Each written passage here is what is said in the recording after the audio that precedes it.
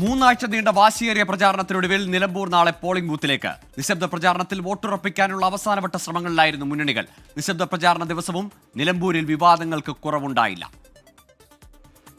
വോട്ടുറപ്പിക്കാനുള്ള ഓട്ടപ്പാച്ചിലായിരുന്നു മൂന്ന് സ്ഥാനാർത്ഥികളും. ഏതെങ്കിലും പ്രദേശം വിട്ടുപോയിട്ടുണ്ടോ എന്ന് ഒരിക്കൽ കൂടി പരിശോധന.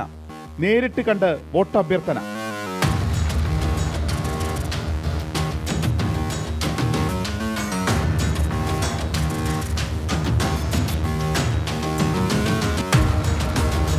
നാട് വലിയ പിന്തുണയാണ് തരുന്നത്. ആ പിന്തുണയുടെ ആത്മവിശ്വാസമാണ് എനിക്ക് മാത്രമല്ല LDF പ്രവർത്തകർക്കാകെ ഉള്ളത്.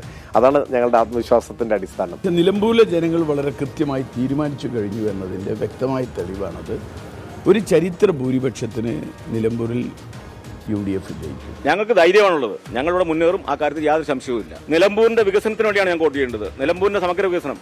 PV അൻവർ ഇന്നലെ വൈകിട്ട് കോഴിക്കോട് വെച്ച് സാമുദായിക നേതാക്കളെ കണ്ട് അവസാനവട്ട വോട്ടുറപ്പിക്കൽ നടത്തി.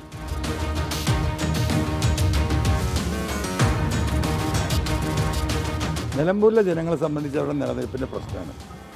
എന്നെ സംബന്ധിച്ച് എൻ്റെ ജീവൻ്റെ പ്രശ്നമാണെന്ന് അവർക്കറിയാം. ഞാൻ പോരാടിയത് അവർക്ക് വേണ്ടിയാണ്. ഇന്ന് ഈ നടുറോട്ടിലേക്ക് ഇറങ്ങേണ്ടി വന്നത് അവർക്ക് വേണ്ടിയിട്ടാണ്. അത് അവിടുത്തെ പാവപ്പെട്ട സഖാക്കളും തൊഴിലാളികളും എന്താ പറയുക ജനങ്ങളും എല്ലാവരും അത് മനസ്സിലാക്കുന്നുണ്ട്. RSSുമായി അടിയന്തരാവസ്ഥക്കാലത്ത് ചേർന്നിട്ടുണ്ടെന്ന CPIM സംസ്ഥാന സെക്രട്ടറി MV ഗോവിന്ദന്റെ പ്രസ്താവന നിലമ്പൂരിൽ പ്രതിഫലിക്കുമോ എന്ന ചർച്ച ഇടതുപാളയത്തിലുണ്ട്. ഉമ്മൻചാണ്ടിയുടെ കല്ലറ സന്ദർശിച്ച ആര്യാടൻ ഷൗക്കത്തിന് BV പ്രകാശിന്റെ വീട്ടിൽ പോകാൻ നേരമില്ലെന്ന് DYFIയുടെ വിമർശനം. തിരഞ്ഞെടുപ്പിനുള്ള എല്ലാ സജ്ജീകരണങ്ങളും പൂർത്തിയായതായി ജില്ലാ ഭരണകൂടം അറിയിച്ചു. ടീം 24 നിലമ്പൂർ.